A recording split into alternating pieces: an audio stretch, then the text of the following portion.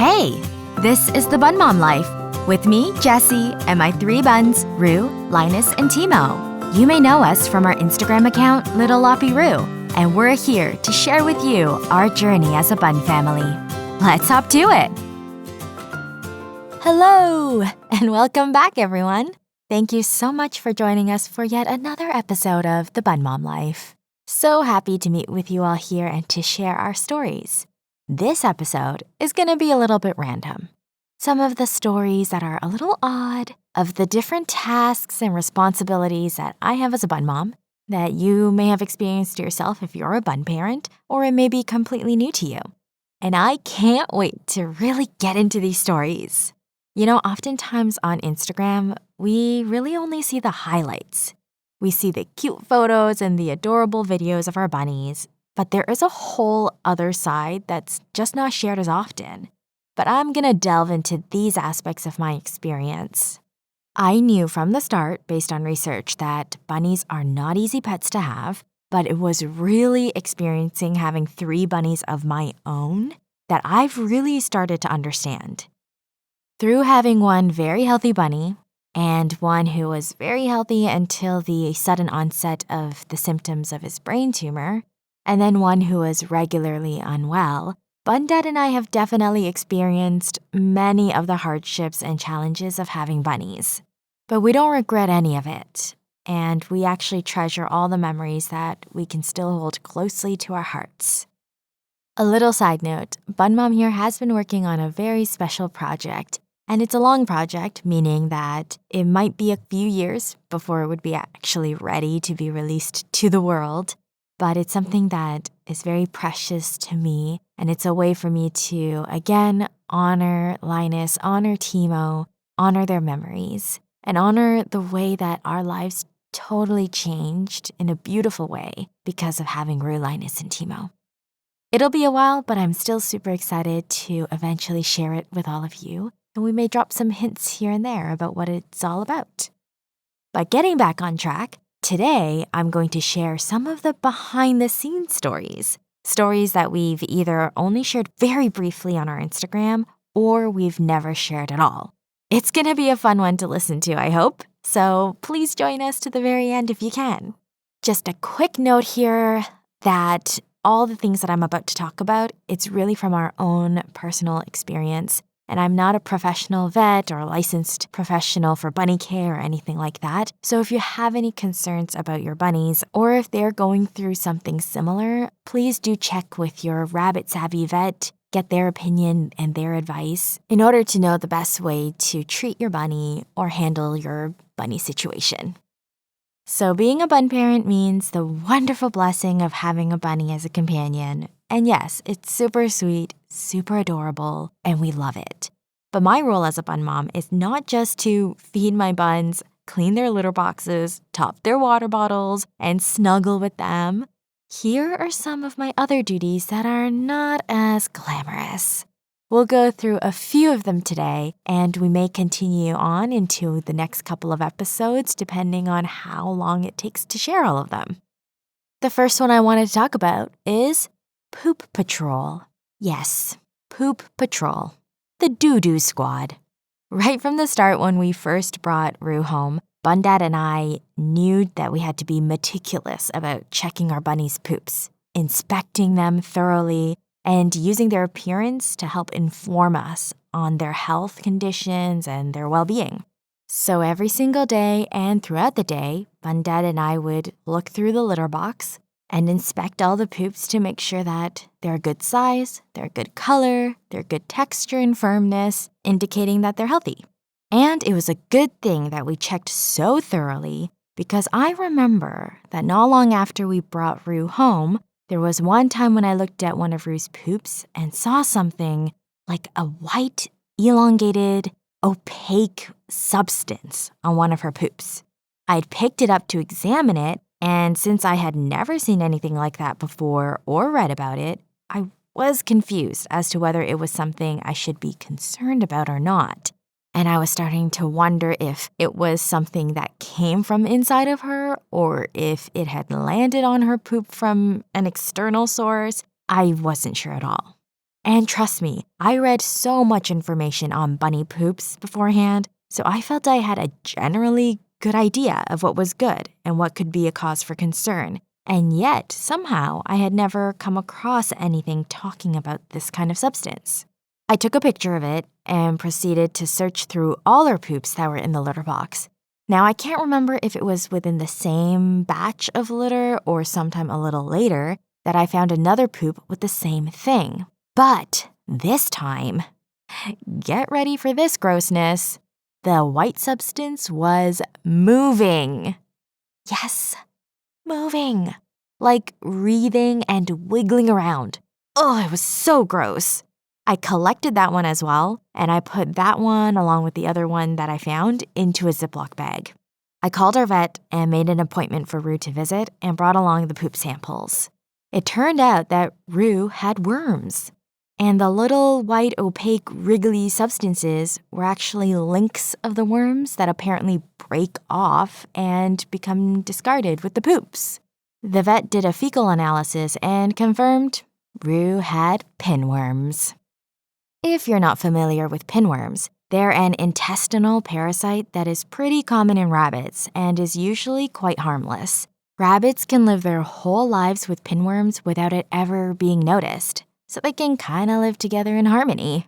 I didn't feel that Rue was ever itching her behind excessively or that there was redness from any irritation in her bum area, so I, in a way, was lucky to have caught it simply from it being excreted when she pooped. And how did Rue get them? Well, rabbits get infected with pinworms if they've eaten feces that contain pinworm eggs. So Rue must have been exposed as a baby to her parents' infected poops, which means the entire litter that Rue was born in, most likely they all became infected with pinworms. Thankfully, it's very easy to treat, and we just had to give Rue antiparasitic medication through a syringe for about a week, I believe. We also thoroughly cleaned her litter box and surrounding areas of our home, including all the carpets and floors that she runs on. So basically, we cleaned our entire condo. After that, we never saw any worms in her poops again. So friends, if you have bunnies, make sure to check their poops for pinworms. It's more common than you think, but thankfully not a serious health concern and easily treated. And I'll be sure to share in our stories, as usual, photos and videos of these poop samples of Rue's that had these pinworms on them. Yuck. And also when we gave her the medication and any other associated photos and videos. So be sure to check that out on our Instagram. For Linus and Timo, thankfully we've never had pinworm issues. But again, we never know, because it could exist inside of bunnies without you ever knowing about them. Super interesting and gross. So poop patrol is a daily duty of mine. If I see any of their poops that are more stringy than usual, as in when the poops are stringed together because of accumulation of fur ingestion, then I'll know that they need to be brushed more frequently. I'll take extra care to check their poops after they've had to travel around, either on our little trips or to the vets, or in Timo's instance, after he'd come home from multi-night hospital stays. Their poops are always smaller and a lot harder immediately following these situations, so I just monitor closely to ensure that they're eating lots of hay, drinking lots of water, and that their poops return to normal size and texture within a day or two. Poop patrol also means being on the lookout for cecotropes. And I've talked about cecotropes in previous episodes. If I start to be able to see cecotropes, as in the bunnies are not eating them and they're leaving them, this usually indicates to me that they've probably had a few too many treats or veggies, so then Bundetta and I would make sure we cut back. Sometimes I receive messages on Instagram from other bunny parents who ask why their bunnies smell so bad and their poops are smeared everywhere. That's likely due to a poor diet that they're being given, and so their nutrition isn't balanced, they're excreting more cecotropes, and they're not eating them. The cecotropes are typically the smelly poops. The usual round, dry Cocoa Puffs don't smell at all, thank goodness. Another reason could be their improper diet, causing their usual Cocoa Puff poops to turn soft like diarrhea. Our poor Timo experienced this before when he was having his regular bouts of sick episodes, and we were desperately trying to find out what the cause was. So we would change his diet slightly to see if it was something he was eating. And one time we had adjusted his veggie intake, and that had caused him to have soft, runny poops. But thankfully, when we switched back to his usual way of eating, it fixed this issue completely.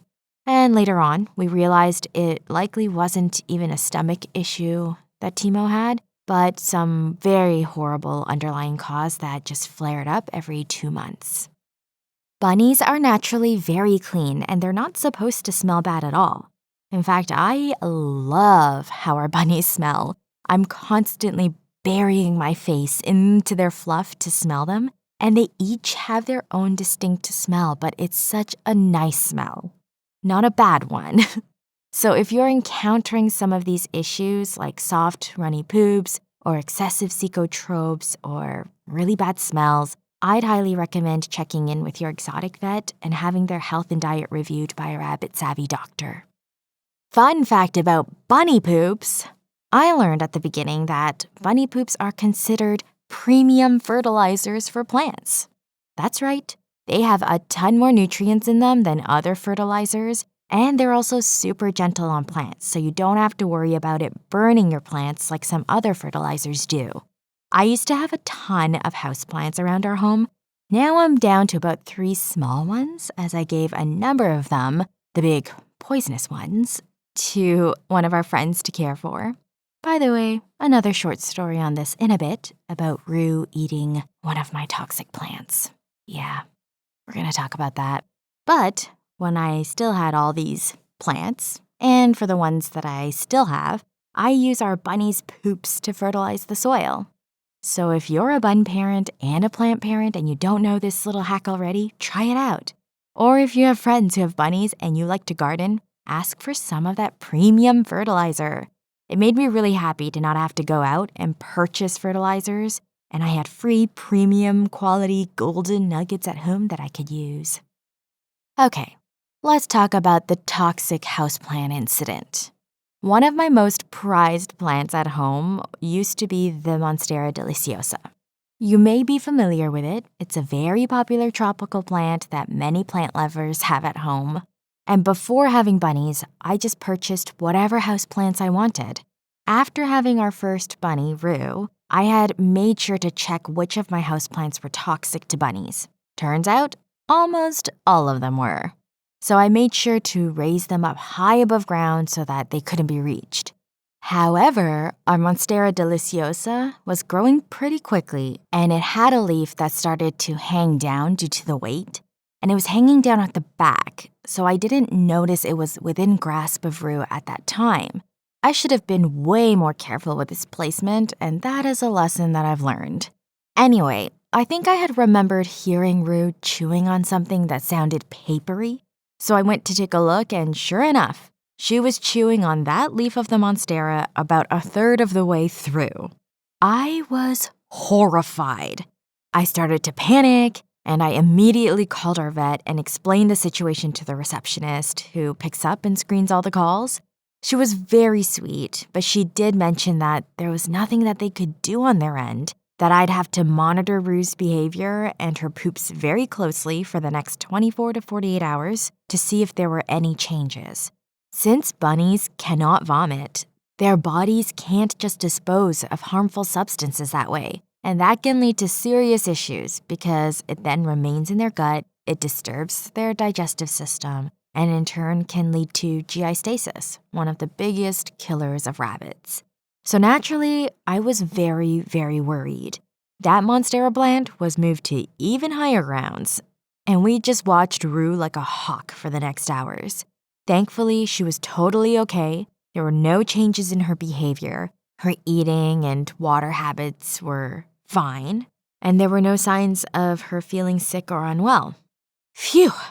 As I said, I learned a big lesson that day, and hence why now most of our toxic plants are taking temporary residence at our friend's place until we have a bigger home where we can have room to put them that 100% cannot be reached by the bunnies. Bunnies just get very stretchy. they can stretch way more than you think they can. And so Rue was able to reach that leaf on her own by stretching her body to like twice the length and standing on her tippy toes. That sneaky girl. Why do poisonous things have to taste so good? Okay, back to poops. We're going to switch to a different kind of poop now. Eye poop. Or you may call them eye boogers. Yeah, I really hope none of you are eating anything during this episode. I know we always talk about we're at a little cafe, having coffee, maybe eating a cookie, but yeah, maybe for this episode, we're not really ingesting anything. Sorry if any of you are losing your appetite. Neither eye poop or eye boogers sound pleasant at all. But this is just a little bit of white discharge that dries up in the corners of the bunny's eyes every day. It's not a health issue of any kind. It's similar to how we as people get those eye discharges often after we wake up from sleep. The bunnies can usually clean them up on their own, but I often end up just cleaning them or gently picking them off when I'm petting them and notice that they're there. When Rue had Linus around, he used to very, very thoroughly clean her eyes, so she never, ever had eye poop or eye boogers when there was Linus around. You may have seen those adorable clips of Linus constantly licking Rue's eyeballs. That was one of his favorite ways to pamper her. Sometimes she would get annoyed by it, but most of the time she really enjoyed it. Linus, however, would accumulate eye poop because Rue didn't groom Linus as often as he groomed her. She's such a queen diva. So Bun Dad and I would end up removing Linus's eye boogers if we found them before he had a chance to clean them up.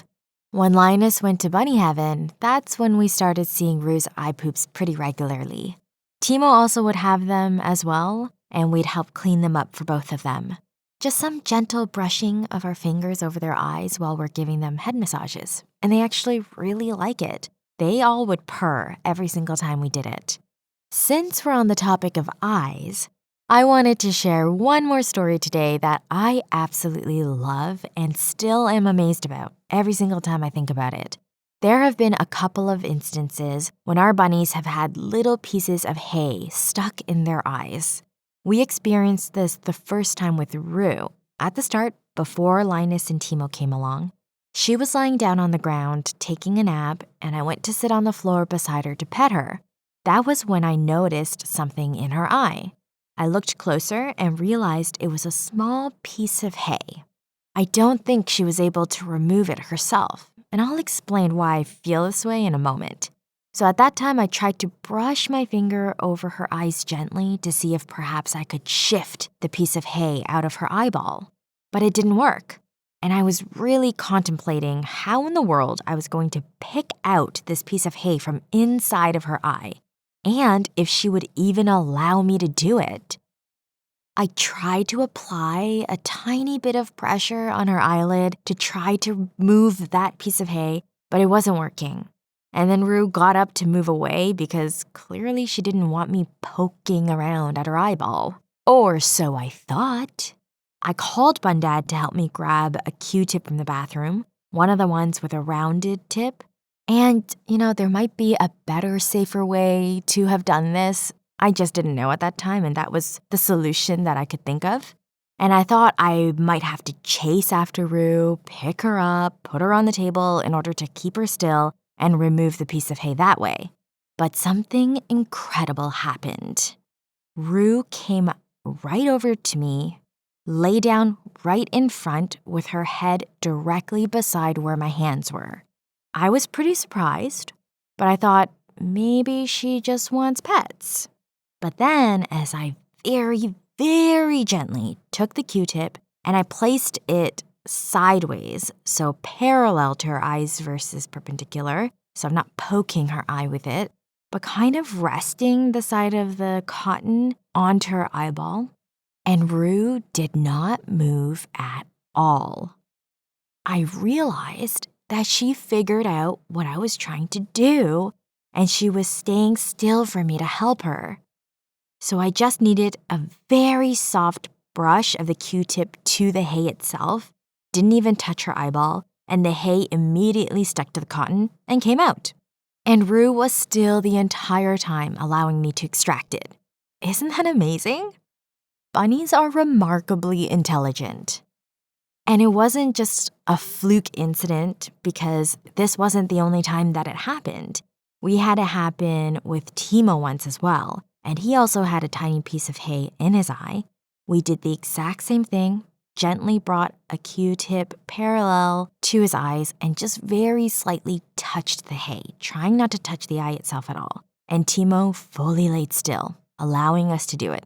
Once it was done, the hay was out, he got up and bounced away on his own, started to go eat more hay. That's why I feel that they knew what was going on. They knew they had hay in their eyes. They had tried themselves to remove it, and it was uncomfortable. They couldn't, and when we went to help, they understood. These are some of the small moments and memories that really bring a big smile to my face when I remember them, because we can never underestimate these little fluffy beings. And that wraps up our stories for today. A couple of my roles as a bunmom: poop patrol, health and safety inspector and implementer, I guess, and eye poop cleaner. Not the most glamorous duties, but bun parents gotta do it. I hope you enjoyed what we talked about today. Please visit our Instagram page at The Bunmom Life for photos and videos related to what we talked about today. And a reminder that for all the past episodes, their respective photos and videos are saved in the labeled highlights on our Instagram. So you can view them whenever it's convenient and you've had a time to listen to the associated podcast episode. Please send us a DM or leave a comment on our Instagram, or send us an email with your thoughts and comments about today's episode. If you have some related stories of your own that you'd like to share, you know we'd absolutely love to hear them. And if you're enjoying this podcast, it would mean so much to us if you rated us and left a review for us on the platform that you're listening on, whether that's Spotify, Apple Podcasts, or wherever else. Thank you so very much for joining us again today. Have a wonderful rest of the day or evening wherever you are in the world. Remember, you are loved and cherished, always. Our buns send you lots of boops. Not poops, boops. Bye!